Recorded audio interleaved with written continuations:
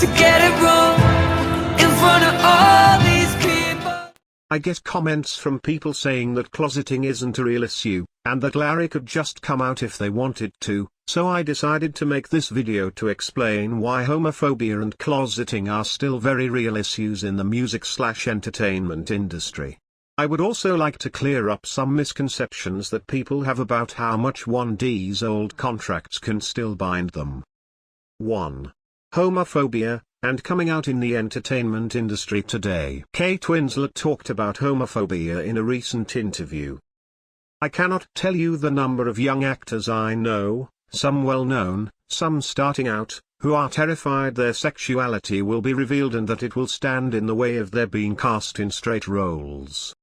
I can think of at least 4 actors absolutely hiding their sexuality, Winslet said. It's painful because they fear being found out. And that's what they say, I don't want to be found out. She also mentioned that actors are advised against coming out by their agents. Actor Colton Haynes has said similar things, stating that his management team told him that he could not come out. Talk to me about being as successful as you were, millions of Instagram followers, having a lot of female fans. Was there a part of you that didn't come out because you are a heartthrob and you thought maybe this isn't a good moment in my career, or was it? What was it? I was literally told from the day that I moved to Los Angeles that I could not be gay because I wouldn't work. And I was with my management team and with a team of people that just literally told me I couldn't be this way. They tried to set me up with girls. I was, I was rumored to date Lauren Conrad for 6 months because they were kind of, angling a story. And then I dated every other young person, which of course I didn't date. Right. Every time I would leave the house, I was wearing Louboutins. So, yeah. And the girls, so when the night didn't end with a Colton Haynes makeout, were they like, what is happening? They knew the whole time. Oh, they did? Yeah, it was just this thing because Wow, at that like time the old I was studio system. Yeah, almost. it really was. It was like a Tab Hunter situation. Yes. Yeah, it's really funny. But then it was horrible. Then I just had a Were breakdown. they famous girls that you were? Yeah, it was just or some of my co-stars, things like that. I will talk more about bearding and PR stunts later in this video, but for those of you who don't know, the old studio system and Tab Hunter situation they mentioned referred to the golden age of Hollywood from 1920s to 1960s, when it was a common practice to closet gay actors by creating fake romances, and Tab Hunter was one of the closeted actors. People tend to think that that kind of heavy closeting doesn't exist anymore, but sadly it does. I think this film industry/Hollywood side of closeting becomes more and more relevant to Larry as Harry is getting more into acting, but let's move on to homophobia in the music industry and specifically boy bands. Lance Bass from NSYNC discusses homophobia and coming out. You said recently that the music industry is still very homophobic. Mm-hmm. Definitely. I mean, it's... if you're in this business, especially music, you see how backwards. But yet we have some amazing gay artists. That's true, finally, we do, and getting some support. And then there's amazing gay artists that just don't get the support. Because they're gay? Because they're gay. It's because, bottom line is what the record labels look at. They just want to make money. And if this artist isn't going to pull in this many fans, because they're gay, they're not going to support him as much. And I see that with so many people. I mean, Adam Lambert is a great example of that. He is so freaking talented and it can be pushed so much harder, but I think just because he's gay, the record label doesn't put him out there as much. I do think, though, that there is one other place where coming out still would be frowned upon, and I think it's from the world you came from, the boy band situation. Isn't that weird? Yes, yeah. I do think it's weird. I mean, if you took one of these One Direction kids, because they basically are kids, my guess is one of them is gay. Well, I mean, statistically speaking, one probably is. Yeah. But it's crazy with a market like that because 100% young women, and they fantasize about these guys, and then you have the record labels and everyone kind of grooming you to make sure that you don't even mention you have a girlfriend. So screw the fact that you're gonna come out as being gay. It ruins their whole business plan. Right. How ironic is that? Actually, they're telling you don't even say you have a girlfriend because we don't want to upset the girls, much less that you might be gay. Because these girls that helps a little bit, right? Because you don't have a girlfriend. But these girls really do fantasize. It's a crazy thing. I had a girl a couple of months ago come up to me, and she thought that we were in love and that she was waiting for me this whole entire time, and she thought the whole gay thing was just a joke, basically. I was just lying about it. I felt that if anyone found out, that it would be the end of the group. Everyone would completely make fun of us and we would no longer make music anymore, which might have happened. I don't know. Marcus Feely from Westlife talks about the fear of coming out and management control. When you're in a boy band, you have to subvert your, you have to put your personality as only a part of it. So you're a product, or you're a composite. And a lot of people in boy bands have a problem about coming out, don't they? They think that if they come out, they'll lose their fan base. Yeah, and that was genuinely a real fear for me. Innocently, I kind of worried about, that. And to be honest with you, I think it's pretty understandable why. I think every day we were getting asked about what our ideal girl is like, and what kind of girl would you like to marry or go on a date with and stuff. And I felt like I'd be like shocking everybody. Do you think? Girls won't buy our records. I mean, is there pressure from the industry to say, you've got to appeal to these young girls who are going to buy your records? Is that why? Well, I've heard lots of out? stories from people that I genuinely know in the industry where their management, even though they know that they're gay, have said, "Oh, don't bother saying anything about it," or just like don't say yes or no, just don't say anything and stuff. So people are told to cover it up sometimes. We were lost in the middle. The case of Union J.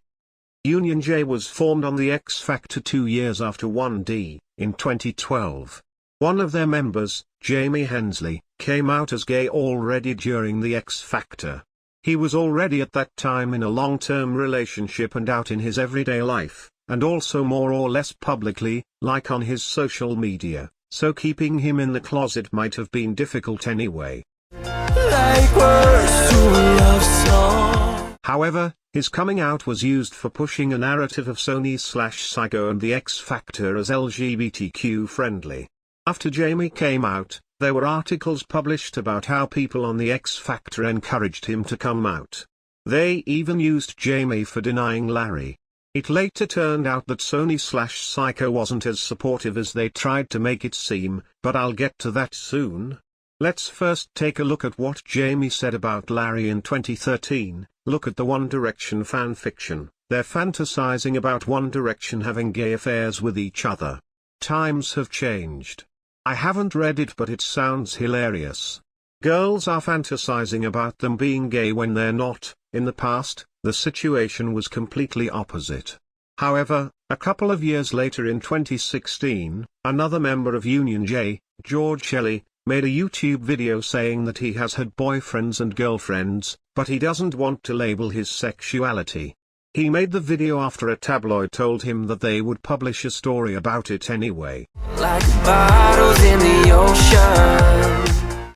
A couple of days after George came out, Jamie spoke at the National Student Pride, stating this: "I've seen it happen to other people in the industry, and they've been told that you can't come out, it's not going to do well for your sales." 2 years later, in 2018, when George wasn't in Union J anymore, he came out as gay and talked about why he wasn't able to come out while he was in the band. "I spent a lot of time hiding away my sexuality because I was in a boy band for 4 years of my life that we were selling records to young teenage girls and they needed us to be a product for the girls. I didn't want to jeopardize anything for the band by being gay. But because of the situation I was in the public eye selling records aimed at young girls, I feel like I was made to believe, and made to think, because of the things I was being told and the way I was conditioned, that it would have jeopardized the band's career. And in turn jeopardize my own career. I felt that if we had 2 members of the band that were gay, it would change the perception of the band and people's perception of me." So, even though Jamie was allowed to come out already in the early days of Union J, and apparently supported by Psycho and the X Factor, George was conditioned to stay in the closet and made to believe that he would jeopardize their career if he came out. So apparently you can have 1 gay member in a boy band, but not 2. Remember that these are the same companies that are behind 1D. 2. PR stunts and bearding, their differences and purposes. PR stunts, or fake romances, are common in Hollywood, and generally their purpose is to draw attention to a movie or an album, to create hype for less-known celebrities by making them date a star, or to draw attention away from some negative publicity, such as bad reviews, by making media concentrate on the relationship. Hollywood publicist Jack Ketsoyan talked about PR stunts he has set up in a podcast in 2019. It was more of a mutual agreement between the agents, and we had a male who actually had a movie coming out and it was getting a lot of bad reviews and slack, and they wanted to take the negativity of the movie away and make it more about him. We found him a girl, a 1-year deal. He finished off the press, and a little bit after that they went their separate ways. She did not want to do a 2-year deal. Usually, people who are involved in PR stunts have to sign non-disclosure agreements, NDAs, which means that they are not allowed to disclose that the relationship was fake even after the relationship has ended. Therefore, in most cases we can never know for certain whether a relationship was fake or not, but the fact that fake relationships exist is something we know for sure. So, whenever there is a highly publicized relationship, and one or both of the parties have a movie or an album coming out, or they are just, looking for someone to write their breakup songs about, it is reasonable to think that the relationship might not be genuine. Beards, on the other hand, are fake partners that are used for covering the other person's sexuality. PR stunts can be used partly for this purpose as well, but in PR stunts usually both parties try to get some media attention out of it, whereas beards are not necessarily famous people and don't necessarily seek for publicity for themselves specifically. Cher Lloyd, one of the X Factor finalists the same year 1D was on the show, has said that the record label wanted her to do PR stunts. They gave me a few suggestions, but it was just a crazy thing to ask. Sadly, it still happens. That's still happening in this day and age, that it's still okay to try to make a young girl do something like that. It's not my thing to do a publicity stunt, it's messy, I'm not interested. Plus, I was married. She also threw some shade at the X Factor and the music industry on TikTok earlier this year, referring to PR stunts among other things. She was only 17 when... How could I be so naive? They sold me the dream just to exploit me, yeah. Said, darling, darling, you go far if you shake that ass and date a star. And if the record's taken off, we'll take the money. 3. The X Factor and Psycho contracts. What we know about them and how this kind of contracts generally work. There is a video by Mess Music TV, link in description, where they go through the Britain's Got Talent contract. I think that it is safe to assume that the X Factor contract is very similar to that one, as it is owned by the same companies, and the nature of those talent shows is quite similar. Mess Music TV also has videos on The Voice UK, The Voice USA, and a more recent Britain's Got Talent contract. Check them out if you are interested. Here are a couple of points from that video to give you an idea of what kind of things are in the contract. Number 18, this is just saying that they can exploit your image in any way they see fit. They can alter, adapt or change it any way they want. If you make it through to the semi-finals, they then ban you from releasing any content whatsoever without their written consent.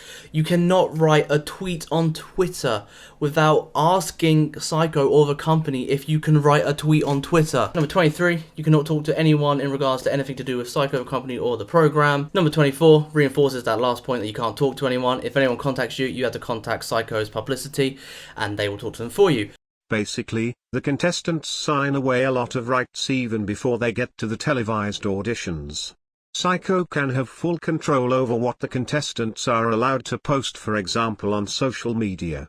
The show has the right to alter the contestants' public image any way they want. Also, the contestants are required to sign an exclusive worldwide recording agreement, management and agency agreement, and so on, if those are offered by Psycho. This means that it is easy to get into a cycle of bad contracts. And if the contestants end up becoming a huge money-making machine, such as 1D, it is safe to assume that their contracts won't be any less restrictive. Furthermore, they sign NDAs that prohibit them from saying anything negative about the companies and the people behind them, and these terms can extend far beyond the duration of the contract in general. Those terms can even be binding in perpetuity. This means that the end of a record deal or a management contract doesn't mean that they are free from all the restrictions of their old contracts. When it comes to closeting, I highly doubt that anyone would have a contract directly stating that they are not allowed to come out as LGBTQ, as that would probably be considered an illegal term. However, the contracts can state that the record label has full control over the public image of the artist, including what they can disclose about their relationships. 4. Why coming out might be complicated for Larry. So, while Larry might not be able to come out even after the 1D contracts end. Well, like I said before, the end of the contracts doesn't mean that they are free to expose their previous contracts and drag down the companies behind them, which is basically what might happen if they came out and told the public that they have been in a relationship all this time. The main purpose of the NDAs is probably to protect the companies and the people behind them. Also, they most likely have NDAs protecting the people with whom they have done PR stunts, so coming out and disclosing that those relationships have been fake might not be possible. This might be especially problematic, as the presumed PR stunts involve such big celebrities as Taylor Swift. This means that if Harry was to come out, he might be able to only come out as bi/pansexual, and not disclose that he has been in a relationship with Louis the whole time, but rather explain it in a way that wouldn't expose his previous relationships with women as fake. This means that Louis and Harry might be able to come out individually but not as couple, or if they came out as a couple, they might have to claim that the relationship is new, which nobody would believe, in order to not break their old NDAs. Furthermore, it is important to understand that coming out might still be a risk to their careers, or at least they may have been conditioned to believe that it would be. So, even if they were technically allowed to come out, they might be strictly advised not to. Staying in the closet is never truly voluntary, even when one chooses not to come out, as it is always a result of a homophobic society.